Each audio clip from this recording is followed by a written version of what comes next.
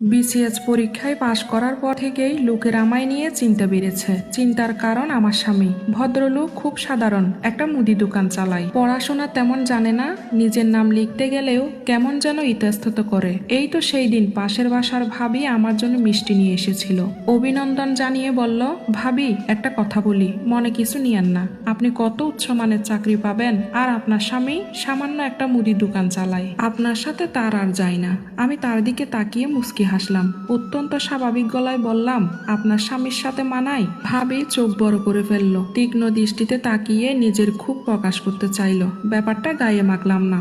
আগের মতো সহজ ভঙ্গিতে বললাম, আপনার স্বামীও তো সরকারি চাকরি করে, বেশ ভালো পজিশন, তাকে আমার পাশে খুব মানাবে। তাছাড়া যে মহিলা বাংলা লিখতে গিয়ে ই আর অ এর মধ্যে পার্থক্য জানে না, তাকে অমন একজন সরকারি চাকরিজীবী মানুষের পাশে দেখা বড়ই আফসোসের। বরং আপনি একটা কাজ করুন, আপনার স্বামীকে আমায় দিয়ে দেন। সে আর একটা কথাও বলল না, চোখ মুখ লাল করে বেরিয়ে গেল। মানুষকে অপমান করা আমার স্বভাব নেই। কে কি পড়লো, কে কি জানলো, এই নিয়ে আমার কোনো মাথা ব্যথা নেই। তবে আমার স্বামীকে নিয়ে অপমানজনক কিছু বললে ঠিক সহ্য হয় না। ভদ্রলোকের সাথে যখন বিয়ে হয় তখন আমার বয়স মাত্র 12, সবে ক্লাস 6-এ উঠেছি। একদিন হুট করে বাড়িতে কয়েকজন মহিলা ঢুকে পড়ল। মা খুব যত্ন নিয়ে তাদের বসতে দিলেন। ঘরের শুকনো খাবার ট্রেতে সাজিয়ে সামনে ধরলেন। নরম গলায় বললেন, তানুর বাবা আমাকে আপনাদের কথা বলেছে। তা ছেলে কি করে? ছেলের দোকান আছে, বাজারের উপর বিশাল দোকান। বাপের ধানি জমি আছে 20 বিঘার উপরে। মাছের ঘের আছে, মোটে 2টা ছেলে, কোনো কিছুর অভাব নাই। মায়ের মুখ দেখে মনে হলো তিনি অনেক খুশি। হাসি খুশি মুখ করে আমাকে কাছে ডাকলেন। মহিলাগুলো খুব খুঁটিয়ে খুঁটিয়ে আমায় দেখলো, নাম জিজ্ঞেস করলো, তারপর চলে গেল। বাবা ফিরলেন রাতে, হাতে করে মিষ্টি নিয়ে এসেছেন। তিনি ঘরে ঢুকে মাকে ডাকতে লাগলেন। মা কাপড় ভাঁজ দিয়ে আলনায় রাখছিলেন। বাবার গলা পেয়ে বললেন, আপনি এসেছেন? এসেছি মানে খুব বড় সুখবর নিয়ে এসেছি।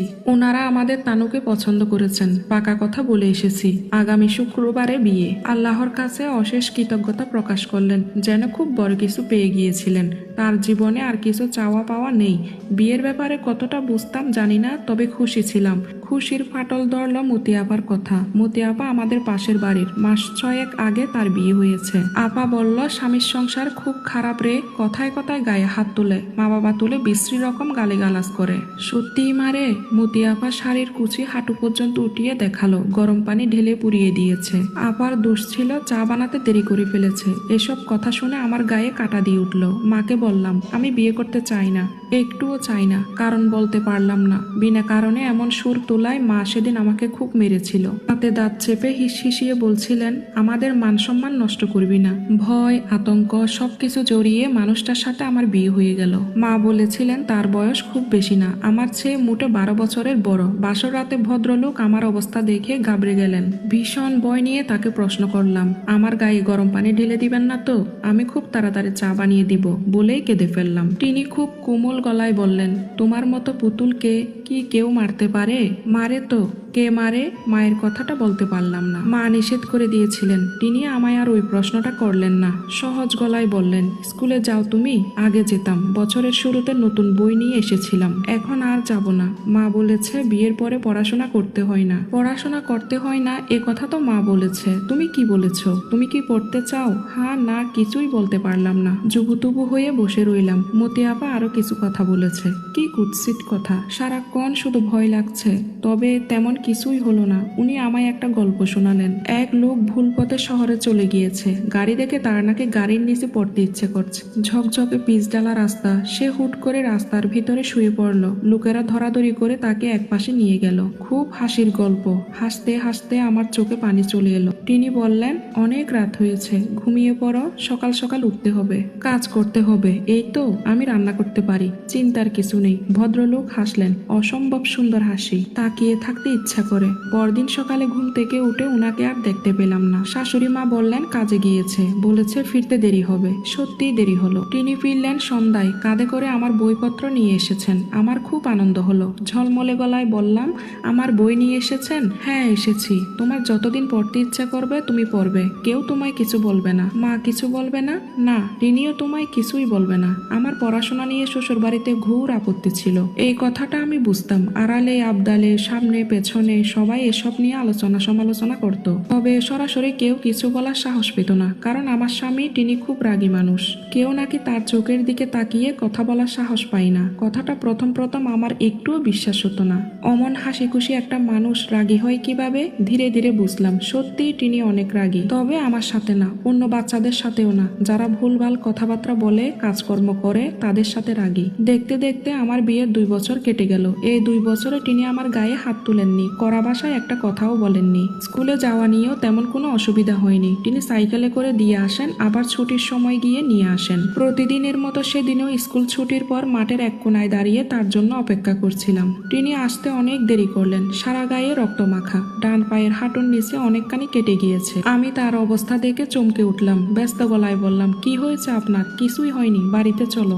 বাড়িতে এসেও শান্তি পেলাম না। কি জন্য তার এই অবস্থা সে কথা জানতে না পারলে আমার শান্তি হচ্ছে না। বাধ্য হয়ে শাশুড়ি মায়ের কাছে জিজ্ঞেস করলাম। শাশুড়ি মা বললেন বড় অফিসার দিয়ে জমির কাগজপত্রে সই করাতে হতো। ওই যে সত্যায়িত না কি যেন বলে ওইটা। মানিক পাশের গায়ের সিরাজুল মাস্টারের কাছে সই আনতে গিয়েছিল। মাস্টার নাকি ওর কাছে টাকা দাবি করেছে, আর কি যেন প্রস্তাব রেখেছিল।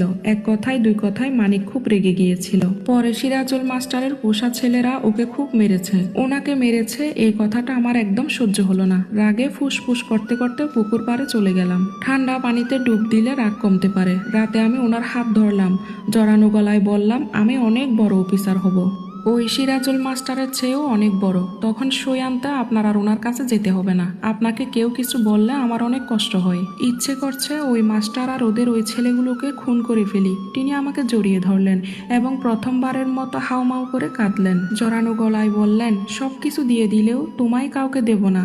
আমি বেঁচে থাকতে কেউ তোমার দিকে বাজে নজরে তাকাতে পারবে না, তোমায় নিয়ে কেউ কুৎসিত কথা বলতে পারবে না, কেউই না। কথাগুলো বলে আরো বেশি করে কাঁদতে লাগলেন। সে কি কান্না! ছোট্ট বাচ্চারাও এমন করে কাঁদে না। সিরাজুল মাস্টারের চেয়েও অনেক বড় অফিসার হব, কথাটা আবেগের বসে বলে ফেলেছিলাম। তবে তিনি খুব সিরিয়াসলি নিলেন। পড়াশোনায় ভালো করার জন্য প্রাইভেট মাস্টার ঠিক করে দিলেন। একজন দিদিমণি আমাদের বাড়িতে এসে পড়িয়ে যেতেন, 1000 টাকা মাসে। শ্বশুর আব্বু এ নিয়ে অনেক অসন্তুষ্ট ছিলেন, কথা শোনাতেন।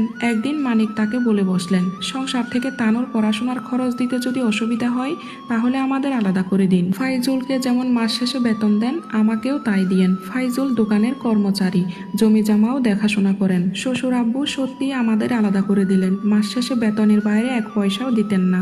হুট করে সংসারে অভাব ঢুকে গেল। মানিকের অমন সুন্দর চেহারা শুকিয়ে এতটুকু হয়ে গেছে। তিনি শাক পাতা খেতে পারতেন না, তবুও যা রান্না করতাম তা মুখ বুজে গিলে খেতেন। একদিন মা আমাকে ডেকে খুব বকলেন, এইসব ব্যাপার নিয়ে বকলেন। কেন আমি পড়াশোনা করতে চাই, বিয়ের পরে পড়াশোনা কিসের? এই সংসারের অভাব, মানিকের এই পরিস্থিতি, সবকিছু আমার জন্য। আমি যেন পড়াশোনার ভূত মাথা থেকে নামিয়ে ফেলি। মানিক মায়ের কথা শুনে খুব রেগে গেলেন। শক্ত মুখে বললেন, আপনি আমার গুরুজন, সম্মান করি, তবে আমাদের স্বামী স্ত্রীর ব্যক্তিগত ব্যাপারে এত মতামত আমি পছন্দ করব না। মা তার কথা শুনে চুপ করে গেলেন, কিছু বললেন না। শেষ পর্যন্ত আমাদের স্বপ্ন সত্যি হলো। বিসিএস পরীক্ষায় পাশ করলাম। আমার এই সম্পূর্ণ সফলতার পেছনে শুধুমাত্র একজন মানুষই আছে এবং ছিল, আমার স্বামী। অথচ সরকারি চাকরি পাওয়ার পর থেকে আশেপাশের মানুষের কথার ধরনই বদলে গেল। যারা এতদিন বলতো বউকে এতদূর পড়াশোনা করালে বউ থাকবে না, তারাই আমাকে বলতে শুরু করলো, তোমার পাশে এমন অশিক্ষিত মানুষ মানায় না। আমার নিজের মাও একদিন খুব আফসোস করে বললেন, মেয়েটা কত বড় চাকরি করে অথচ জামাইয়ের নিজের নামটাও লিখতে পারে না। বলবো না করেও মাকে খুব কঠিন কিছু কথা শুনিয়ে দিলাম। সব সময় সম্মান, ভদ্রতা, বিনয় দেখাতে নেই, কিছু সময় মুখের উপর উচিত কথা বলে দিতে হয়। মা কতটা কষ্ট পেয়েছিলেন জানি না, তবে আমি একটা স্বস্তির নিঃশ্বাস ফেলেছিলাম। মায়ের আমার এই জার্নিতে কোনো ভূমিকা নেই। তিনি চাননি আমি পড়াশোনা করি, বারবার করে আমায় সবকিছু বন্ধ করতে বলতেন। স্বামীর সংসারে অপায়া বলেও গালি দিতে দ্বিধাবোধ করেননি। এখন তার মুখে এই ধরনের আফসোস মানাই না। আমি আমার জীবনের সবচেয়ে সুন্দর সময়গুলো আমার স্বামীর সাথে কাটিয়েছি। আমার 2টো ছেলে মেয়ে আছে। ছেলেটা বিশ্ববিদ্যালয়ে পড়ে, মেয়েটা গত বছর মেডিকেলে চান্স পেয়েছে, খুলনা মেডিকেল। এতটুকু বলেই তিনি থামলেন। ভাঙাচোরা কবরস্থানের শেষ মাথার কবরটা খুব পরিপাটি করে সাজানো, চারপাশে ফুলের গাছ। ভদ্রমহিলা নিজের হাতে ফুলের চারায় মাটি দিচ্ছেন। এতক্ষণে লম্বা গল্প বলে তিনি একটুও হাঁপিয়ে উঠেননি। তিন্নি বলল, আপনার স্বামী এখন কোথায়? ভদ্রমহিলা দীর্ঘশ্বাস ফেলে বললেন, এই তো এখানেই ঘুমিয়ে আছে। কবে মারা গিয়েছে? আমি চাকরি পাওয়ার মাস তিনেক পরে গাড়ি অ্যাক্সিডেন্ট করলো। Spot date. আপনার বয়স কেমন ছিল? ছেলেটা ছিল, মেয়ের জন্ম হয়নি, 3 মাসের অন্তঃসত্ত্বা ছিলাম। আপনি আর বিয়ে করেননি? না করিনি, কখনো ইচ্ছে করিনি। কেউ কিছু বলে না? আপনার পরিবার, আত্মীয় স্বজন যে তোমার স্বপ্নকে ছুঁয়ে দেখতে শেখায়, তার চেয়ে বড় পরিবার, বড় আত্মীয় আর কে হয়? তিনি চুপ করে গেল। খানিকক্ষণ নীরব থাকার পর বলল, তিনি বেঁচে থাকলে তাকে নিয়ে সংসার করতেন? একটু বিব্রত লাগতো না যে আপনার ক্লাসের না, আপনাদের কোয়ালিটি ম্যাচ করে না? লাগতো না, কখনোই লাগেনি। আমাকে কেউ প্রশ্ন করলে খুব সহজে বলি আমার স্বামীর মুদির দোকান ছিল, তিনি এখন আর বেঁচে নেই। তারপরেও সমাজ বলে একটা ব্যাপার আছে না, আমার কাছে সমাজ বলতে কিছুই হয় না। এটা চোখে ভাসা মরিচিকা, দেখলে আছে, না দেখলে নেই। তিন্নি একটু ইতস্তত ভঙ্গিতে বলল, সত্যি কি এমন কারো সাথে থাকা যায় যে নিজের মতো না? পড়াশোনা, সামাজিক অবস্থান সব দিক থেকে পিছিয়ে তার সাথে খুব সুন্দর একটা মুহূর্ত থাকলে সবকিছুই পারা যায়। এমন মুহূর্ত যখন তোমার খুব প্রয়োজন ছিল আর শুধু সে তোমার পাশে থেকেছে। তিন্নি চোখ বন্ধ করে ফেলল। তার মনে পড়ল শেষবার পরীক্ষার সময়ের কথা। অ্যাডমিট কার্ড তোলা হয়নি, সকালে পরীক্ষা, 9টার সময় দোকান খোলা থাকবে, এই নিশ্চয়তা নেই। বাহিরে ঝুম বৃষ্টি হচ্ছে, ঘরে ছাতা নেই, গত সপ্তাহে হারিয়ে গেছে, তারপর আর কিনা হয়নি। ফারুক বলল, এই বৃষ্টির ভেতরে অ্যাডমিট তুলতে যাবে কিভাবে? ঠান্ডা লাগলে তো পরীক্ষা দিতে পারবে না। তিন্নি সরু চোখে তাকালো, হতাশ হয়ে বলল, জানি না কিছু। ফারুক তার স্বামী, ভদ্রলোকের ঠান্ডার সমস্যা, বৃষ্টিতে ভিজলে জ্বর এসে যায়, তবুও সেদিন সে অ্যাডমিট তুলতে গেল, বাড়ি ফেললো কাক ভেজা হয়ে। তিন্নি বলল, তুমি এখন যেতে গেল কেন? আমি না গেলে আর কে যেত? কাল পরীক্ষা, এখন এই বৃষ্টিতে ভিজলে কিছুই লিখতে পারবে না। তিন্নি একটু বিরক্ত হলো, তবে তেমন প্রতিক্রিয়া দেখালো না। বৃষ্টিতে ভিজে ফারুকের জ্বর এসে গিয়েছিল, 7 দিনের জ্বর, মরে মরে অবস্থা, বাকিদের মতো। তিন্নিও তার উপর বিরক্ত ছিল। সেদে সেদে রোগ বাঁধানোর তো কিছুই নেই। এতদিন বাদে কথাটা মনে করে তার ভীষণ আফসোস হলো। নরম গলায় বলল, আপনি ঠিকই বলেছেন, তার সাথে খুব সুন্দর একটা মুহূর্ত থাকলে সবকিছুই পারা যায়। এমন মুহূর্ত যখন খুব প্রয়োজন ছিল আর শুধু সেই আমার পাশে থেকেছে। তিন্নি উঠে দাঁড়ালো, অনুরোধের সুরে বলল, গাছ থেকে আমায় 2টো ফুল ছিঁড়ে দিবেন? তানু ফুল ছিঁড়ে তিন্নির হাতে দিলেন। অসম্ভব কোমল গলায় বললেন, সবসময় নিজের মনকে প্রশ্ন করবে, তুমি সুখী কিনা, খুশি কিনা, কারণ পৃথিবীর কেউ তোমার দুঃখের ভাগ নিবে না। তিন্নি মাথা দুলিয়ে অল্প হাসলো। বাড়ি ফেরার পথে ব্যাগে থাকা ডিভোর্সের কাগজগুলো টুকরো টুকরো করে ছিঁড়ে ড্রেনে ফেলে দিল। বছর 7 আগে আজকের দিনে ফারুকের সাথে তার বিয়ে হয়েছিল। 7 বছর পর সে এই দিনটা নষ্ট করতে চায় না। তিন্নি বাড়ি ফিরল সন্ধ্যায়। ফারুক ঘর অন্ধকার করে বসে আছে। সে গিয়ে বাতি জ্বালালো। ফারুক বিছানায় বসে মাথা নিচু করে রেখেছে। তাকে দেখে মুখ তুলে তাকালো, শুকনো গলায় বলল, ডিভোর্সের কাগজ এনেছো? তিন্নি ব্যাগ থেকে ফুল বের করে ফারুকের হাতে দিল। অসম্ভব কোমল গলায় বলল, এ ফুল যে জায়গার গাছের, আমি তোমার সাথে সেই জায়গায় পৌঁছানোর সময়টুকু বাঁচতে চাই। ফারুক বলল, এ ফুল কোথা থেকে এনেছো তুমি? কবরস্থান থেকে, একটা কবরের পাশে এই ফুলের গাছ।